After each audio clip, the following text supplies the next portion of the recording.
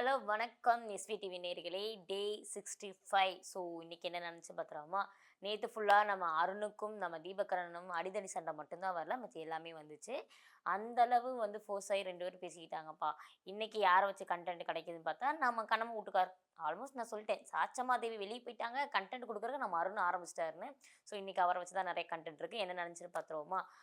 என்ன நடந்துச்சுன்னா, ஃபஸ்ட்டு வந்து கிச்சனில் வந்து நம்ம தீபக் அண்ணன், ஜாக்லின், நம்ம ஜெஃப்ரி சமைச்சிட்டு இருந்தாங்க.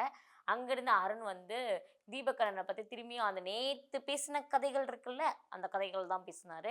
நீங்கள் எப்படி லேபரை வந்து நீங்கள் குறை சொல்லலாம், கிச்சன் டீமில் இப்படி இருந்துச்சுன்னா லேபரில் அப்படி இருக்கும், அவங்க அப்படி இருந்தாங்கன்னா நாங்கள் இப்படி இருப்போம், எங்களுக்கு நீங்கள் தீத்தூள் பொடி வச்சிங்கன்னா நாங்கள் ப்ரெஸ்ஸை யூஸ் பண்ணி பாத்ரூம் கழுவுவோம், அது மாதிரிலாம் சொன்னார். ஸோ இதெல்லாம் சொல்லிட்டு இருக்கும்போது நம்ம மஞ்சுரி என்ன பண்ணாங்க, தீபக் அண்ணா நீங்கள் சொல்கிறதும் ஒரு சைடு கரெக்ட் இருந்தாலும் அருண் சொல்கிறதும் ஒரு சைடு கரெக்டு தானே அப்படி சொல்லி அங்கே பேசினாங்க. இருந்தாலும் வந்து அருண் வந்து பேசுறத வந்து மஞ்சுரி கவனிச்சு தான் பேசுறாங்களான்னு தெரியல. அவங்க வந்து என்ன சொன்னாங்க, தீபக் ரெண்டு விஷயமுமே தப்பு சொல்றதுன்னா கஷ்டம்தான். பட் வந்து இங்க வந்து டீம் ஏன் அதிக ஆளு எங்களுக்கு வேணும்னா, என்னன்னா வந்து சமைக்கிற விஷயம் வந்து யாருனாலும் சமைச்சிட முடியாது. ஒவ்வொருத்தவங்களோட கைப்பக்குவம் இருக்குல்ல, அது மாதிரி தான். ஆனா வந்து கூட்டுற பெருக்கிறது வந்து எல்லாமே பண்ணிடலாம்ல, அதை தான் நான் சொல்றேன், அவன் தான் தேவையில்லாம பேசுறேன்னு சொல்லி தீபக் சொன்னாரு. கரெக்டு தான், இன்னும் அண்ணன் பாயிண்ட்ல கரெக்டாக தான் இருக்காரு. அடுத்து அருணுக்காக வந்து எல்லாரும் பேசினாங்க. பேசிட்டு இருக்கும்போது நம்ம அங்கங்கன்னு எல்லாம் வந்து அருணுக்கு எதிராக தான் பேசினாங்க, யாரும் சப்போர்ட்லாம் பண்ணி பேசல. ஏன்னா இவர் வந்து நேற்று பிரச்சனை இப்போ ஆரம்பிச்சு எனக்கு டீ வேணாம் சொல்லி தண்ணிலாம் பிடிச்சி குடிச்சாரு. அதுக்கு உண்ணாவிரதம் இருந்திருக்கலான்னு, பட் வந்து இருக்கல. சரி பரவாயில்ல, தண்ணினாச்சும் குடிச்சுக்கிட்டாரே. என்ன ஆயிடுச்சுன்னா, இது ஒரு சைடு இருந்துட்டு திரும்பி பார்க்குறேன், அண்ணன் பக்கத்தில் ஒரு ஆள் இல்லை, நம்ம எல்லாருமே தீபக் அண்ணன் பக்கத்தில் தான் இருக்காங்க. எல்லாருமே வந்து அருணுக்கு வந்து எதிராக தான் இருந்தாங்க. அது முடிஞ்சுட்டு அருண் போய் கோச்சிட்டு வேற உள்ள உட்காந்துருந்தாரு. ஒரு வேளை வந்து அண்ணன் வந்து 60 நாள் ஆனதுக்கப்புறம் கேம் விளாட ஆரம்பிச்சிருக்காருன்னு நினைக்கிறேன். ஏன்னா ஃபர்ஸ்ட் இருந்த வாரங்களில் வந்து நமக்கு எல்லாத்துக்கும் தெரியும், விஷாலோட நிழலாவே நம்ம இருந்தார். ஆனால் இந்த வாரத்தில் வந்து இப்படி ஆரம்பிச்சது வந்து புதுசாக இதை கண்டென்ட் கொடுக்க போகிறாரா, இல்லை நான் இப்படித்தான் அப்படிங்கிறத காட்டுறக்கான்னு தெரில. ஆனால் நான் இப்படித்தான் காட்டினா வந்து இவர் 60 நாளைக்கு முன்னாடி இருந்தே காட்டியிருந்தாருன்னா எனக்கு கொஞ்சம் ஈஸியாக இருந்திருக்கும் கண்டென்ட் எடுக்கிறதுக்கு. பரவாயில்ல, இதுக்கடுத்து நான் சாச்சனா வெளியே போயிட்டாங்க, கண்டென்ட் கிடைக்காதுன்னு நினச்சேன். அண்ணன் ஏதோ ஆரம்பித்து எனக்கு ஏதோ கொடுக்குறாரு. ஏன்னா இந்த சீசனில் தான்ப்பா எனக்கு பொறுக்கி எடுக்கிற வேண்டியதாக இருக்குது. மற்ற சீசன்லாம் வந்து நாங்கள் கண்டென்ட் கொடுக்குறோம், நாங்கள் கண்டென்ட் கொடுக்குறோன்னு எல்லோரும் இருந்தாங்க. ஆனால் இந்த சீசனில் தான் நான் இதை சொல்லலாமா, அதை சொல்லலாமா, இதுதான் முக்கியமா, இதெல்லாம் ஒரு விஷயமா அப்படின்னு யோசிக்கிற அளவுக்கு இருக்குது. சரி இருக்கட்டும். அதுக்கடுத்து என்ன ஆயிடுச்சுன்னா, இந்த இது வந்து நம்ம தீபக் போய் சொன்னார், டேய் நீ இப்போ ஓவராக பேசுனதுனால தான் நான் பேசினேன், இல்லைன்னா நான் பேசியிருக்க மாட்டேன். இருந்தாலும் நீ என் தம்பி ஆயிட்டே வாடா, நான் கட்டி பிடிச்சிட்டு உனக்கு சமாதானப்படுத்திக்கிறேன்னு ரெண்டு பேரும் மாறி மாறி அழுதுகிட்டாங்க. இருந்தாலும் நம்ம கேப்டன் ஒருத்தர் இருப்பார்ல, அவரு ஒரு சைடு இருந்து ஒரு வேற மாதிரி ஒரு விஷயம் பண்ணியிருந்தாரு. என்னைக்கு இருந்தாலும் நம்ம ரஞ்சித்தனை வந்து அன்பு மலைகள் யாரு பொழிஞ்சாலும் நானும் வந்து சேர்ந்து பொழிவேன் தான் இருப்பாரு. ஸோ அது மாதிரி தான் நின்றுட்டு இருந்தாங்க. மொத்தம் இந்த பிரச்சனை முடிஞ்சிச்சுன்னு நினைச்சேன். பட் திரும்பி ஆரம்பிச்சிச்சு. என்னன்னா இன்னைக்குள்ள டாஸ்க் வந்து ஆரம்பிச்சாங்க. எப்படி சொல்றதுன்னா, ஒரு கம்பெனியில வந்து ஹெட்டா இருக்கிறவங்க வந்து இந்த டாப் 7ல இருக்கிறவங்க, அடுத்து வந்து அது கீழே இருக்கிறவங்கலாம் வந்து லேபர்ஸ். ஸோ இதுதான் இந்த வாரத்தோட இன்னைக்குள்ள டாஸ்க்குப்பா. இதில் எப்படின்னா, அந்த லேபராக இருக்கிறவங்க வந்து இந்த ஹை பொசிஷனில் இருக்கிறவங்க சொல்கிற ரூல்ஸை பற்றி அவங்க என்ன சொன்னாலும் அவங்க நடந்துக்கணும் தான். அப்புறம் வந்து அவங்களுக்கு தனியாக வந்து ஒரு பெட்டு கொடுத்துருப்பாங்க, அது வந்து வீட்டுக்கு வெளியே தான் இருக்கும், அந்த வீட்டுக்கு வெளியே இருக்கிறது தான் நீங்கள் தங்கணும். அப்புறம் வந்து சைக்கிள் ஓட்டினதுக்கு தான் வந்து நீங்கள் வந்து ஒவ்வொரு விஷயங்களும் வந்து உள்ளே பண்ணுற மாதிரி இருக்கும். அப்படி என்னன்னா 3-4 சைக்கிள் இருக்கும். இப்போ ஒரு சைக்கிள் அமுத்துனா வந்து ரெஸ்ட் ரூம் போகணும், இன்னொரு சைக்கிள் ஓடினா வந்து தண்ணி வரும், இன்னொரு சைக்கிள் பண்ணால் நீங்கள் சாப்பிட உள்ள வரலாம்.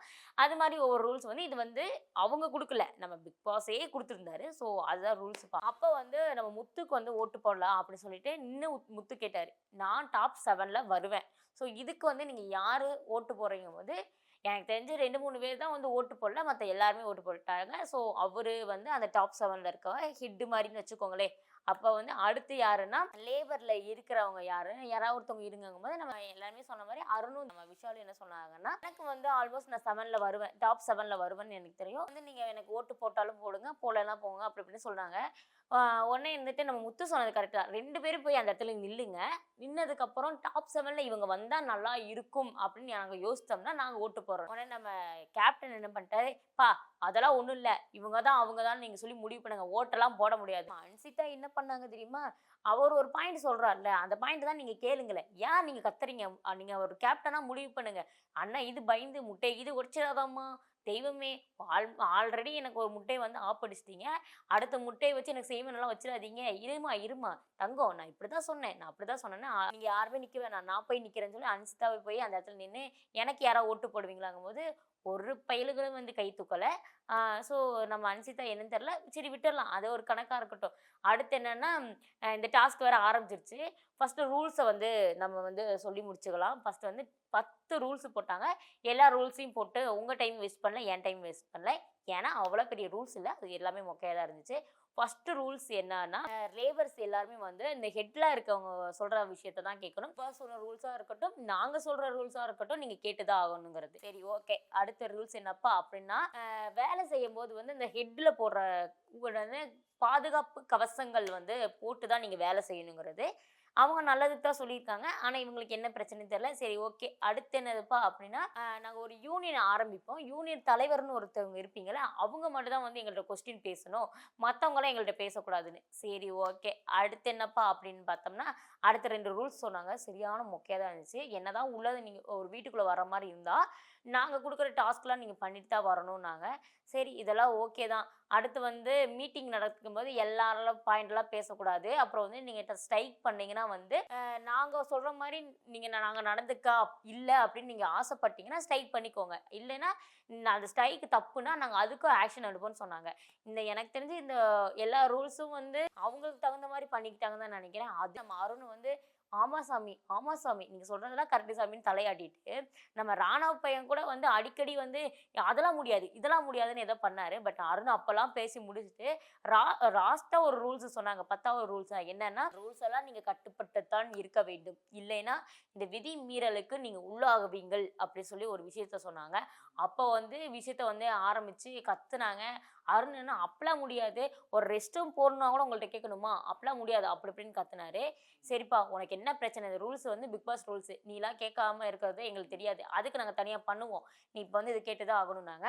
சரி அடுத்து வந்து இந்த லேபர்ஸ்லாம் உட்காந்து பேசிட்டு இருக்கும்போது, ஃபர்ஸ்ட்டு நம்ம யூனியன் தலைவரா வந்து இந்த வார கடைசி வரைக்கும் ஒவ்வொரு ஆளா வந்து நம்ம உள்ள போலாம் அப்படி வந்து சொல்லியிருந்தாங்க. சரி உள்ள போகலாம் அப்படிங்கும்போது ஃபர்ஸ்ட்டு நம்ம பவித்ராவ வந்து போட்டு குடுத்துட்டாரு நம்ம அருணு. நான் என்ன பண்ணேன் சொல்லு. நான் என்ன பண்ணேன் அப்படின்னு தான் இருந்தாங்க. அவங்க சொல்லல. அவங்க இந்த கண்ணால பேசுவாங்கன்னு சொல்லுவாங்கல்ல, அந்த கண்ணால பேசுனது தான் அப்படி இருந்துச்சு.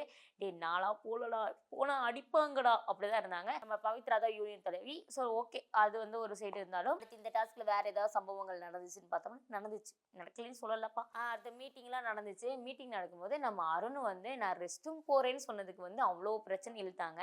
உடனே அவர் சொன்னாங்க, ரெஸ்ட் ரூம் போற கூட வந்து நீங்க பிரச்சனைய சொல்லுவீங்களா? ரெஸ்ட் ரூம் போற கூட நீங்க ரூல்ஸ் போடுவீங்களா? இது வந்து என் தனிப்பட்ட விஷயம். அதுக்குள்ள நான் டாஸ்க் பண்ண முடியாதுன்னாங்க. இதே வந்து நம்ம ரீவைண்ட் பண்ணி பார்க்கும்போது, பொண்ணுங்க உள்ள போகும்போது இதே தானே சொன்னாங்க. ரெஸ்ட் ரூம் போறீங்களா? நீங்க டாஸ்க் பண்ணிட்டு போங்க. ரெஸ்ட் ரூம் போறீங்கன்னா டாஸ்க் பண்ணி போறாங்க. அவங்களுக்கு ஒரு ரூல்ஸ், இவருக்கு ஒரு ரூல்ஸ்ன்னு தான் போயிட்டு இருக்கு. ஆக மொத்தம் எனக்கு வந்து இந்த நாள் வந்து அருணோட நாட்களா தான் போச்சு. எல்லாத்துலயுமே அவர் தான் மூக்குல நுழைச்சாரு. எல்லாருமே அவர் தான் பேசினாரு. வேற எதுவும் தெரியல. ஸோ நாளைக்கு எதாவது நடக்குதுன்னா நம்ம பொறுத்திருந்து தான் பார்க்கணும். ஸோ இது மாதிரி பிக் பாஸ் அப்டேட்டுக்கு எங்க எஸ்வி டிவி சேனல மறக்காம லைக் பண்ணுங்க, ஷேர் பண்ணுங்க, கமெண்ட் பண்ணுங்க, சப்ஸ்கிரைப் பண்ணி வச்சுக்கோங்க. டாடா பாய்.